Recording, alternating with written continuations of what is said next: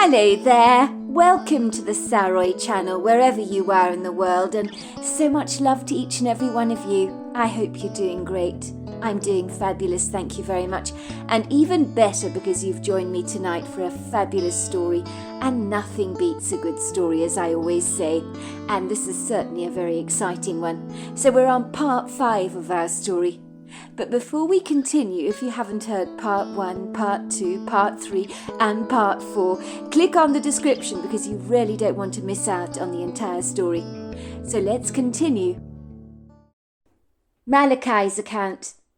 I have always been accused of being easygoing, but despite my perennial carefree attitude, I, like any other person, have been through dark times in my life, when I thought I'd never see the light at the end of the tunnel.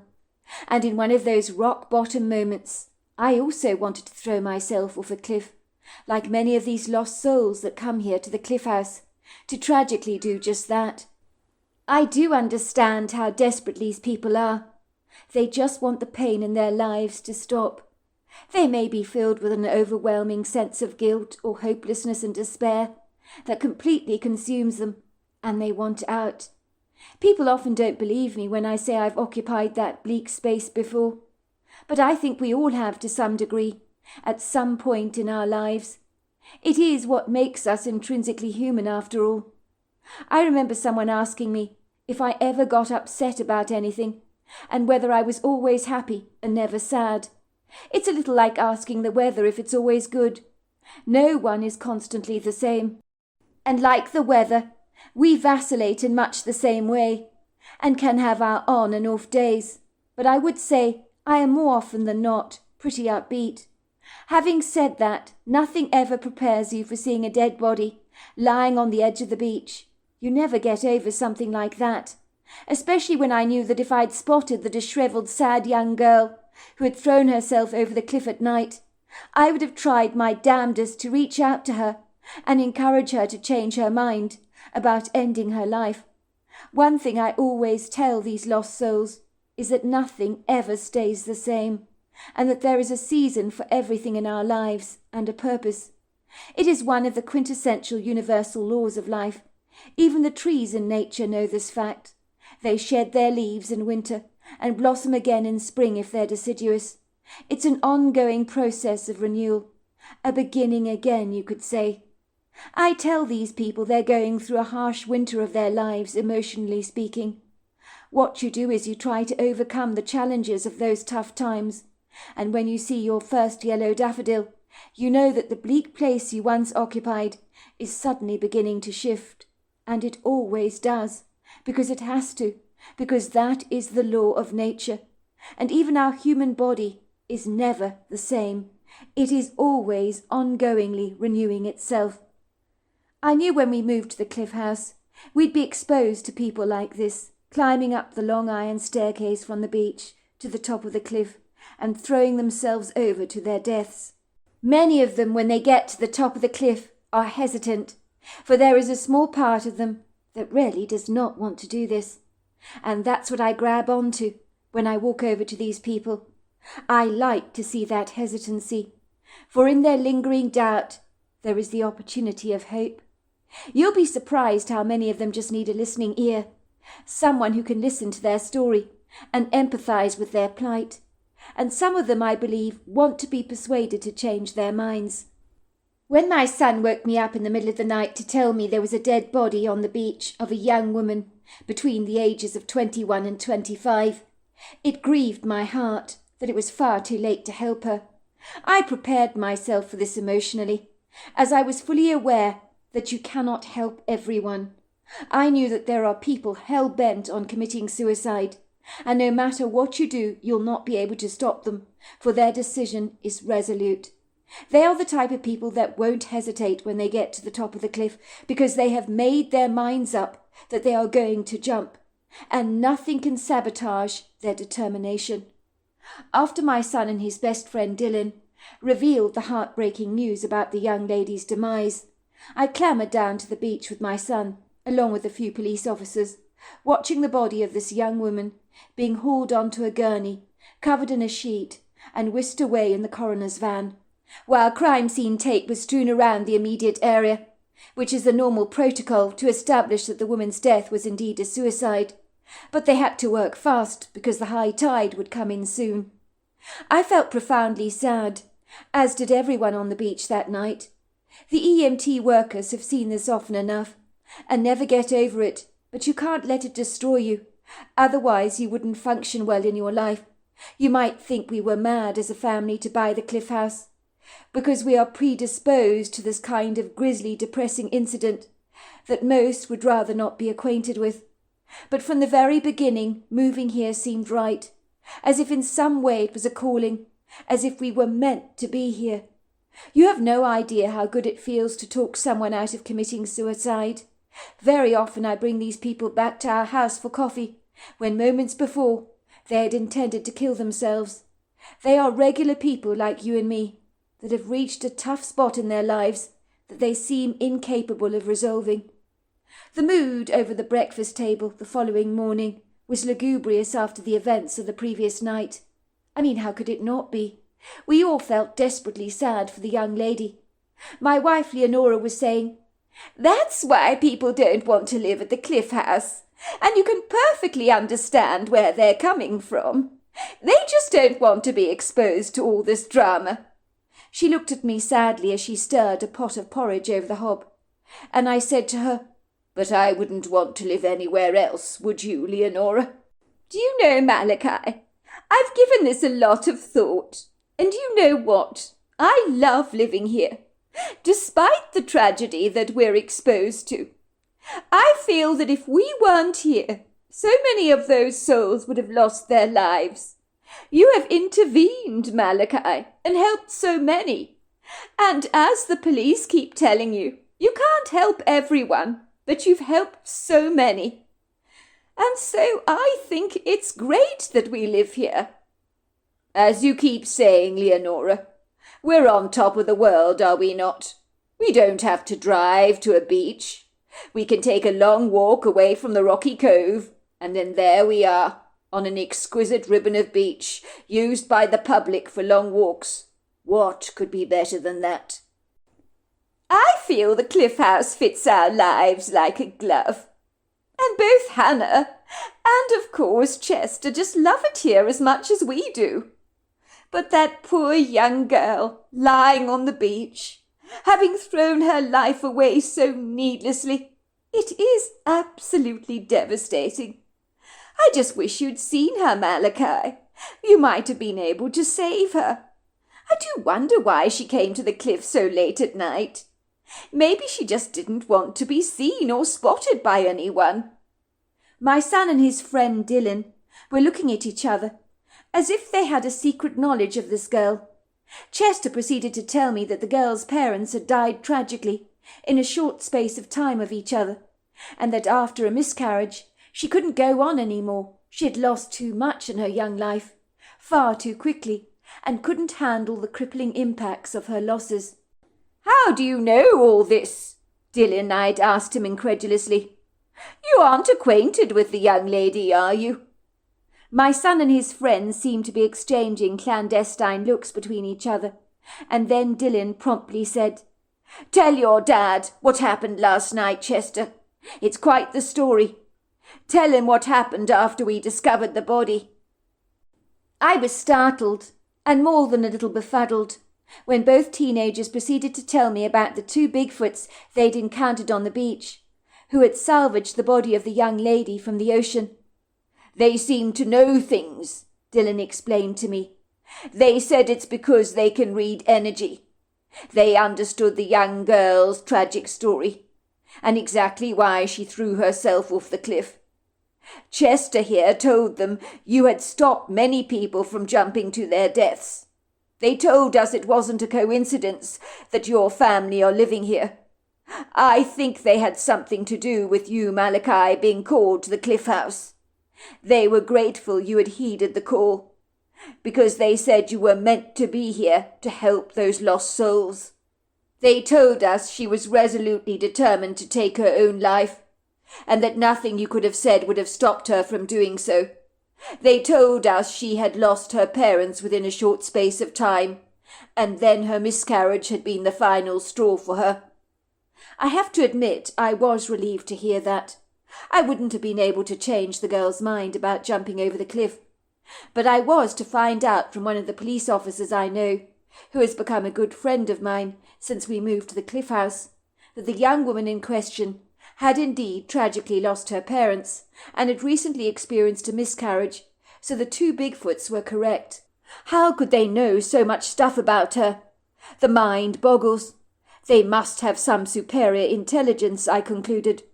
The officer had told me that his friend had spoken to the girl's fiancé, who said that this was not the first time that she had attempted to take her young life.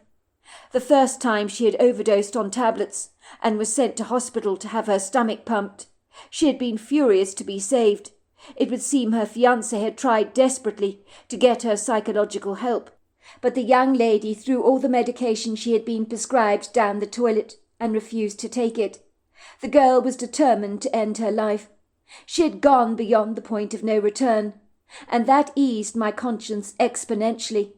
Furthermore, she had deliberately climbed the cliff at night so she wouldn't be seen, while her fiancé was at home in bed, blindly oblivious of what she was doing, for she had slipped some sleeping pills in her fiancé's milk, so that he was fast asleep and was unable to wake up. She had driven to the beach, taken the walk up the wrought iron staircase, and thrown herself off the cliff. One of the police officers had found her silver locket a few yards away from the cliff's edge, which was tragic. I was teaching myself to bounce back from these tragedies. I marvelled that in a short space of time since we'd been living at the cliff house, so many idiosyncratic, outlandish events had occurred that had made me re-evaluate my views of the world. I'd always been a hardened cynic up to now, about all things supernatural, but my views had shifted and changed since we'd come to live on top of the cliff, and I'd been forced to conclude that energy lives on. I was in no doubt that my daughter Hannah had seen the Swanepoel, a ghost ship. Both she and her friend Wendy had witnessed this event for themselves and encountered two Bigfoots. And then my son and his best friend Dylan encountered two Bigfoots on the beach, who retrieved the body from the ocean of the young lady. I marvelled at their incredulous stories and wondered privately if I would be privileged enough to meet one of these elusive hairy men for myself, and I hoped that I would, but I doubted I would be so lucky. My son thought Bigfoot was not really a good word to describe these creatures, because they're definitely not animals, he told me. "Dad," he said, "they're exactly like giant human beings covered in hair. They're so much like us, only they have outer-worldly abilities and skills. I personally think they can see through the veil between our world and the astral realm. That's what I'm guessing. I can't pretend to know how it works, Dad. They do have the ability to speak to you in a strange language, and then translate their words to you so you understand exactly what they're saying. I promise you, they weren't in the least bit scary to us. They were approachable, friendly, very concerned that the girl's body would be washed away by the high tide and lost forever. They were the ones that put stones on her clothes to make it less easy for her to be swept away. They wanted people to find her body so that she could be buried by those who love her. I chewed on what my son and Dylan had told me for a long time. I do know that my daughter Hannah was not desperately happy that Dylan and her brother Chester had encountered the two Bigfoots she had been privy to meeting. I could see her frowning in bitter disappointment when the boys revealed their story to us, as if in some way they had stolen her thunder. I guess, like all siblings, there is this kind of inner rivalry between them, and I think Hannah was upset that now her brother had had an experience that she'd missed out on. But I was to remind her that none of us would ever be likely to see the ghost ship, and that seemed to please her greatly. Little did I know I would have a Bigfoot story of my own to share, and this I had never seen coming. A year had gone by after the tragic death of the young lady that had thrown herself over the cliff, and in that time I had managed to successfully talk a few more precious souls from squandering their lives by recklessly taking a tumble from the cliff to their deaths. I don't think I've experienced a more gratifying feeling than watching someone choose life instead of death and walk away from the cliff. They usually run into my arms, some sobbing onto my shoulders. Then I take them back home with me for coffee. The police, who've always arrived on the scene by that time, are invited to join us. It must have been about late spring, moving steadily forward into the summer months, when I woke up from my bed with a start. I know this is going to sound very insane, but I heard a very persuasive, powerful voice in my head saying, "Cliff! The cliff! You need to get to the cliff now! You need to stop him!" This kind of thing had never happened to me before. It was enigmatic, to say the very least. But I knew the voice I'd heard had not come from my dream. I had never heard such a voice before, but I knew I needed to obey it. I had grown rather accustomed to the bizarre, outlandish things that happened at the Cliff House, and was beginning to accept them as the status quo. I guessed at once someone was intending to throw themselves off the cliff, so I needed to stop that at once. My wife Leonora began to grumble in her sleep. "What are you doing, Malachi? Come back to bed, won't you?" She looked up at me through dopey, half-shut eyelids congealed with sleep. She watched me, throwing on a sweater and a wind jacket over a pair of jeans. She could hear flies being pulled up and the annoying abrasive sound of fabric being thrust over flesh, as I was moving speedily to get out of the house, sensing that time was of the very essence. "Where are you going, Malachi? Do you have any idea what time it is?" Leonora asked me. "Come back to bed," she said, studying me through narrowing eyes. And then she suddenly sat up with a start and said, "Oh, my God! Don't tell me there's someone on the cliff. Are they about to jump? Oh, my God! You better go and help them." I nodded, deciding not to tell my wife about the voice in my head. Maybe it was nothing after all, but if I didn't listen to that voice, and a dead body was recovered in the morning, I would know that I had failed someone who I might have persuaded not to jump to their deaths. So I was out of that house faster than a March hare, being pursued by a very hungry coyote. A cool breeze was whistling against my face. It was a dark night, as the moonlight was not generous. I think it had slipped furtively behind some dingy grey cloud cover, and was determined not to make an appearance. And even the silvery stars seemed to be sulking, as they peered at me through the vaporous cloak, like subdued rhinestone jewels covered in dust, badly in need of a good old polish. The lugubrious mood of the night was both sombre and sad, charged with a nervous, uncongenial, monotonous energy, made worse by the tenebrific atmosphere that swallowed up the definitive details of the landscape around me, so that beyond my torchlight everything was astoundingly dark, and it was hard to even see my hand in front of my face. I could hear the fierce, obstreperous crashing sounds of the tenaciously spirited surf thrashing against the rocks violently, and taste the pronounced salt in the air. It was a particularly fresh night, and a chill pierced through my windbreaker that I noticed not. I remember my heart was pounding in my chest with an earnest trepidation. I was flashing my torchlight through the ominous dark shadows, but at first I saw nothing. And then, stealthily moving towards the edge of the cliff, was an ambiguous silhouette that looked to me to be the shape of a man. "Stop! Stop there right now!" I cried out. "Don't move an inch! Don't go any further! It's very dangerous and perilous. You'll fall to your death. The cliff is steep." The man stopped and turned around to look at me in bewilderment. He had not expected to be rudely interrupted, and there was an expression of annoyance on his sullen, downcast face. "What are you doing here?" he said brusquely. "Why don't you go away? Leave me alone. Get that light out of my eyes. It's blinding me." "What are you doing up here?" I asked him. "Shouldn't you be back at home in your bed with your wife, not climbing cliffs at this godless hour of the night?" "My wife," said the man, scoffing. "That woman doesn't give a damn about me. She'll be a lot better off without me. She'll probably throw a party once I'm gone. She pretends to love me, but our whole relationship has been a farce, and I've only just found out about it now. All this time I thought we had a great relationship. I thought we were good together. I thought we loved each other. My wife was my world. But if she doesn't want me, then I don't want me either. I'm sure that's not true, that your wife doesn't give a damn about you, I said. Your wife would have never married you if she didn't love you.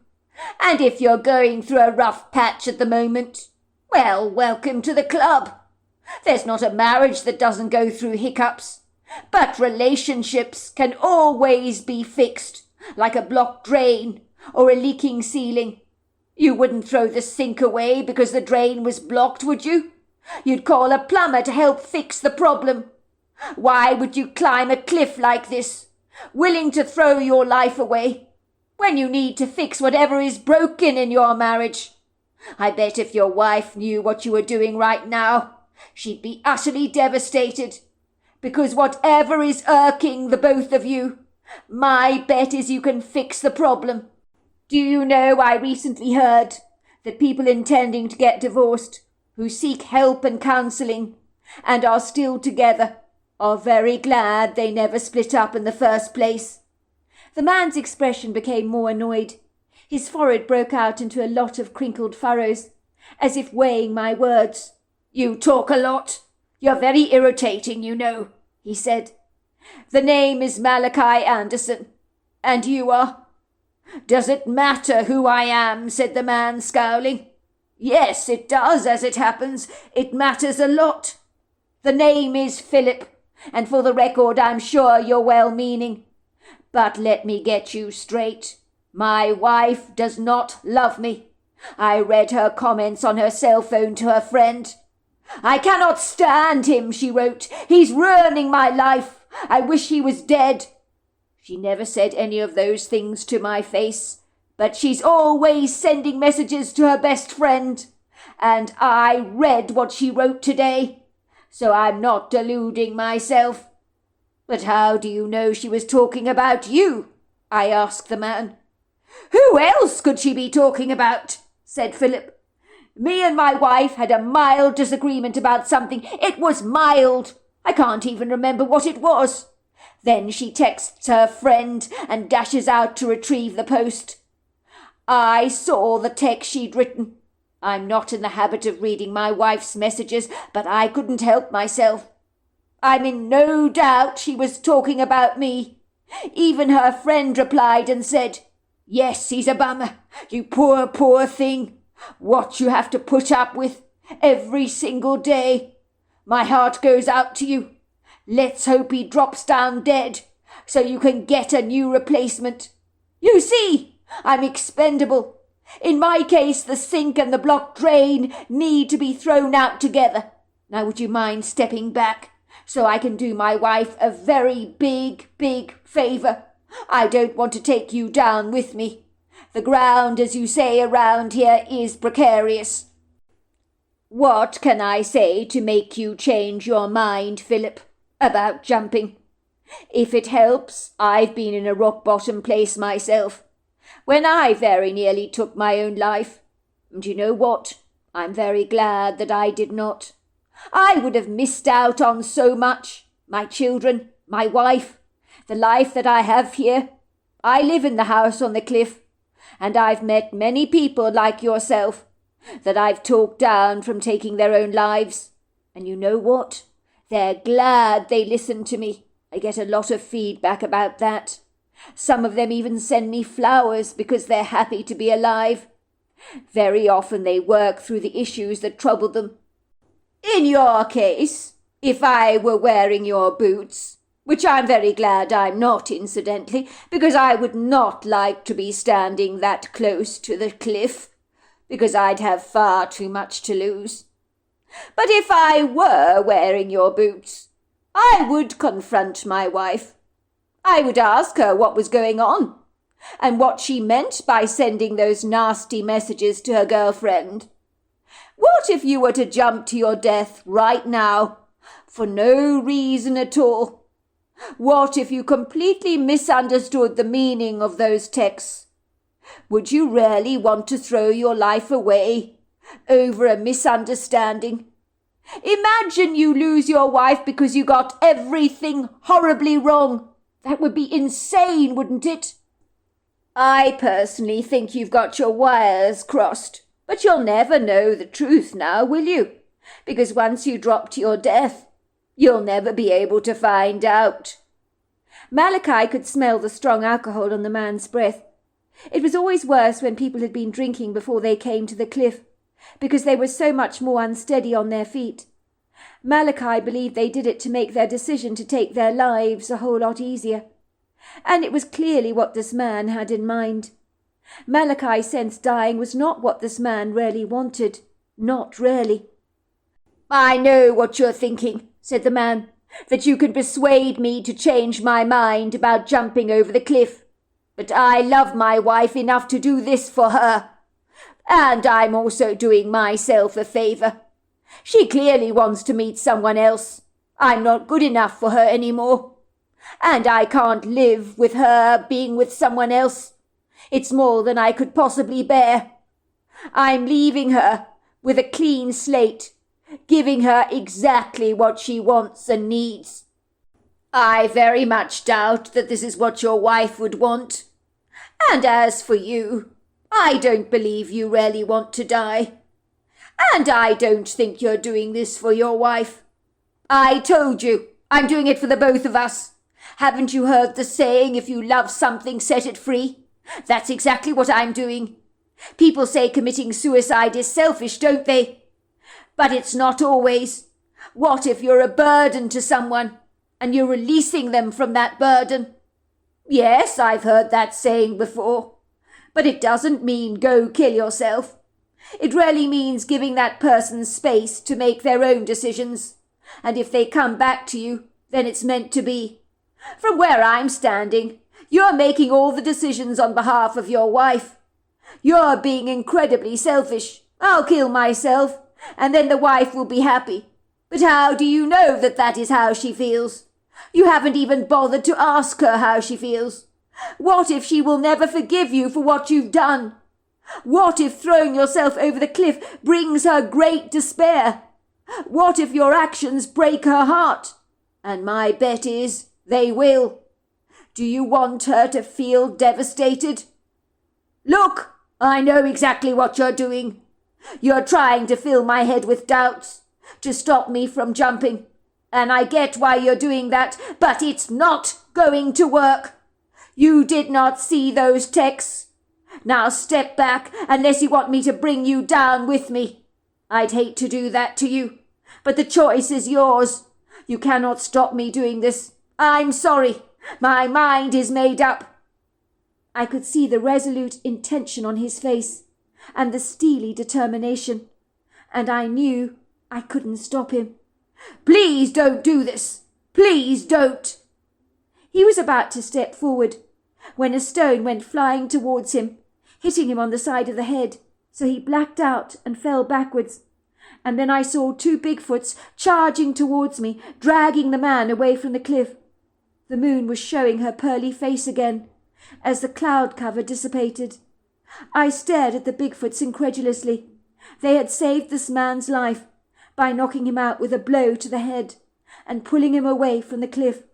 They had thrown that rock perfectly, not too hard, not too soft, and had knocked him out. The Bigfoots were just like my son described, 2 very hairy men with overlong arms, bullet-shaped heads, and very noble faces with high cheekbones, deeply furrowed brows, flat noses, leathery skin, and the kindest eyes that I have ever beheld. Kantikakwa hosonapa. Lucky we saw him, said the male Bigfoot to me. Hakilanikwa ham santana hilanito. I could see he was intending to jump. I'm so glad you heard me calling you in your sleep. Alitola pasa. I thought you wouldn't get here in time. The male Bigfoot was speaking to me in a language that I did not understand, and yet I understood every single word. Akila ni kwasa. He didn't want to kill himself, bahilato, but he was still going to do it. He said, Hila nikala. He was psyching himself up to do it. Dolota akila. We needed to stop him. Thank you. Thank you for your help. Because if you hadn't intervened, I know he would have jumped. Doloti. Doloti. No, thank you, said the Bigfoot. Doloni pasi, for all the people you've helped along the way. The male Bigfoot tapped me affectionately on the back. They gave me a look, nodded, and then both glided down the iron staircase to the beach below, and then they were gone, and I was left thinking, did that really happen? Did that really happen? I looked down at the man. He was out cold, so I called the emergency services. They asked me what had happened. I said that the man had attempted to take his life, and so he'd need to be placed in a psychiatric ward, and his next of kin notified. They asked me how he'd been knocked out cold, and I told him I wasn't sure. I pleaded ignorance. I was hardly going to tell them about the Bigfoots and how they'd come to my aid to stop this man from jumping.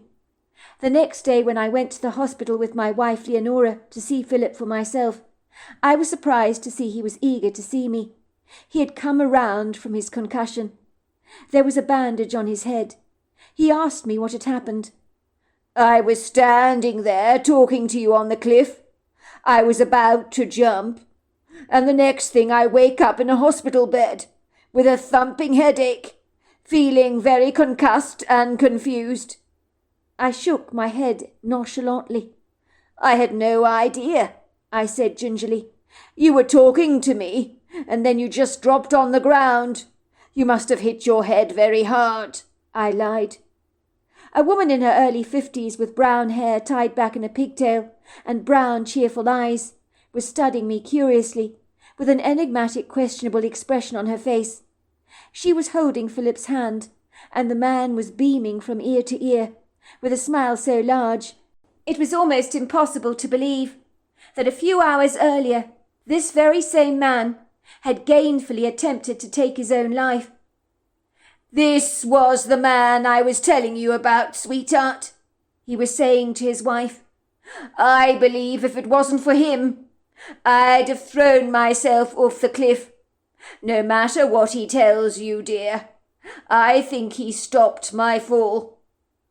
I got the shock of my life, let me tell you, when he pounced on me in the middle of the night, asking me what the hell I was doing on the cliff. He kept telling me that I had my wires crossed, and that I should not take my own life without talking to you first about the messages you sent to Amanda. Of course, I didn't want to listen to him, even though a lot of the stuff he was saying made perfect sense. But I suppose I didn't want to admit it to myself. He was saying, how did I know that the message you had written to your friend was actually about me? That is because you're mulishly stubborn, Philip. Honestly, said the woman, tweaking his cheeks affectionately. You always think you know it all, Philip. How could you ever possibly envisage that I would want to live without you? You are completely mad. We have the most incredible marriage. You so often get things so dreadfully wrong, but you never ever learn from your mistakes. And I would appreciate in future you didn't read my text to my girlfriend, because I know you'd attempt to do this again. Sometimes you just don't think. The next thing that I knew was that this woman just flung her arms around me, holding me tight for a moment, as if she didn't want to let me go. I was confounded. I don't know how to thank you, Malachi, for what you've done. You were absolutely right. My husband Philip here did get his wires dreadfully crossed. He read a text that I'd written to my girlfriend on my cell phone, shortly after the two of us had had a brief argument. That was all it was, a brief argument. Philip was complaining to me that I buy far too much cat food for our cat Lacey, and then I throw it out and waste it when she doesn't finish it. He doesn't like me doing that. I told him I didn't want the old cat food to be attacked by ants and to smell out the kitchen. When that stuff goes bad, it stinks. It was a simple disagreement, that's all. I told him to get lost and that he was a loser, like you do when you have an argument. You always say mean things. Not that you rarely mean it, of course. I couldn't stand the way he was henpecking me. Philip read the text that I'd written to Amanda, but it wasn't about him at all. It was about my boss at work. The man is an absolute slave driver, pays me far too little for what I'm doing. I'm supposed to be his personal assistant in the office, but sometimes I feel like I'm his personal skivvy. Do you know he gets me to do things for him beyond what is expected in the workplace? Picking up shopping for him, lifting his children to and from gymnastics, buying his wife a birthday gift. I was personally venting to my best friend, like you do, wishing he'd drop dead. Not really, of course, but sometimes a man can drive me absolutely insane. My friend's response was maybe I could get a replacement, which would, I admit, be rather nice. And this husband of mine, he thinks I'm talking about him. I mean, have you ever? He didn't want to take his life, but he was doing it for me to set me free. Honestly, this man of mine is incorrigible. And the worst part of it all is it was a grievous misunderstanding. I can't imagine what I would do if he wasn't here. The thought is just unbearable. Thanks, bro. I don't know what to say, but you really were an angel for me, in a manner of speaking. I know I wouldn't be here if you hadn't shown up when you did. I can be so stubborn. My wife is right about that. And when I have my mind set on something, I tend to do it, without really thinking of the consequences. So you really would have jumped? I asked. I'm afraid so, said Philip. Well, you weren't meant to go, I said. Other forces were at work to stop you from making a fatal decision. Do you know what, Malachi? When my wife told me that I was mistaken over everything, that I was the love of her life, and she couldn't imagine her life without me, said Philip, it scared the hell out of me to think that I might have died for nothing and lost the love of a beautiful woman, or because I was seeing something that wasn't there. That's why I try to talk people down from the cliff, I told him, because the next morning the world can seem a brighter place. Me and my wife still live on the cliff house, and on occasion I've seen those two Bigfoots, but you'll never find them if you're looking for them. They have to seek you out first. So there you are. That's my story. Wow, what can I say? That was the most incredible story, and I loved all 5 episodes of the story. How fabulous. And I certainly do believe that Malachi's got a calling there, to be on the cliff house, persuading people not to jump to their deaths, because it is so tragic. Sometimes life can get so tough and so hard for people that in the end they think that the only way is to jump off the cliff to their deaths, the only way out. And I'm so glad that there are people out there who can persuade you to think differently, because as Malachi was saying, everything has a season, and sometimes we go through the dark night of the soul in our lives, and I'm sure we all can relate to that. What an incredible, incredible story. And I did adore the encounter of the ghost ship. That was 1 in a million. What an incredible story that was. And it seems like these Bigfoots really were interacting in ways that they could help save people from themselves, really. So what an amazing story. Until next time, goodbye and good night.